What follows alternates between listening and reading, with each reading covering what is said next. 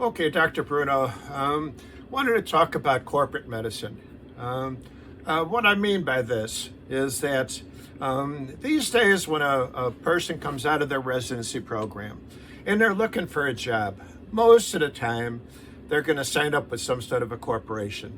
Um, the, um, the doctors these days do not go into private practice. When I started in medicine, I borrowed I think it was like $3,000 from the bank. I bought myself some equipment, like a desk and stuff like that. And then I put my sign up and said, okay, come and see me. I think about 3 or 4 months later, I had my first patient.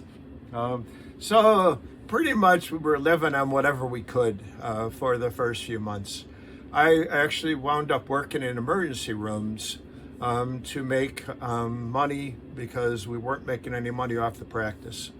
And so, life was pretty hard for a while. Every weekend I would go to the emergency room up in Indiana and work the weekend. I would make some money, and that's how we paid our bills.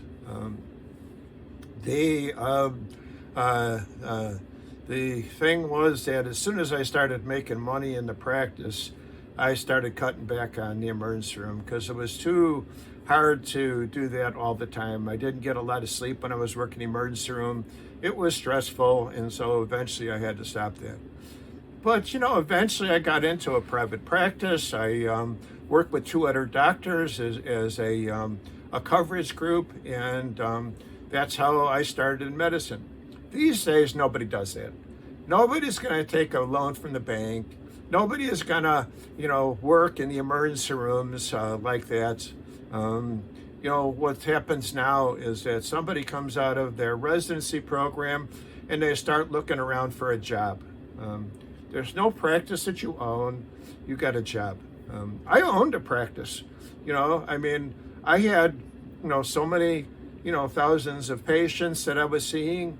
And when I got ready to get myself a job later on in my life, when I was ready to retire, I actually sold my practice to one of the corporations, and they took care of me basically, as far as insurance and things like pension plan, all this kind of stuff.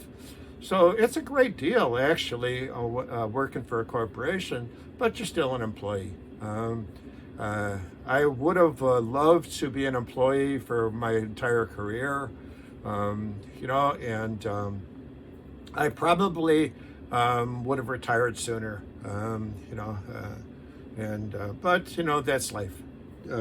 Any events, these days, like I said, people come out, they find a corporation that's going to be willing to pay them. And, part of the reason they do this is because of their medical school loans that they have to pay off. When you're looking at $300,000 or $400,000 of medical school loans that you have to pay, you need money now. You don't need money 3 to 4 months from now because you have bills to pay. And so, what I had done is did practical. When I got out of school, I had a total of $12,000 that I had to pay off. I paid it off in 5 years. It was like nothing. These days, you got people, like I said, who have $300,000 to $400,000 in school loans that they got to pay off, and it's like a second mortgage on the house. It's a lot of money that they got to pay, and it's tough out there. So you got to have a job that pays you well. And you can't be playing around with, what I had done, which was taking some loans out and, opening up a practice and waiting for 3 or 4 months to get a patient. You need money right now, this minute. And so what this means for the patient is you got a doctor who works in a clinic, and when it's time to go to the hospital, you go see the hospital doctor, because corporations really don't like the doctors having to go back and forth. They want the doctor to spend all their time in the clinic and making money for them. And then they have hospitalists who only see patients in the hospital and they never leave the hospital. Basically, this is a more efficient system for them. But it does mean for the patient that when you get admitted to the hospital, you don't see your doctor anymore. You see the hospital doctor. So it is a bit different for the patient. Like I said, this is the way that medicine is today.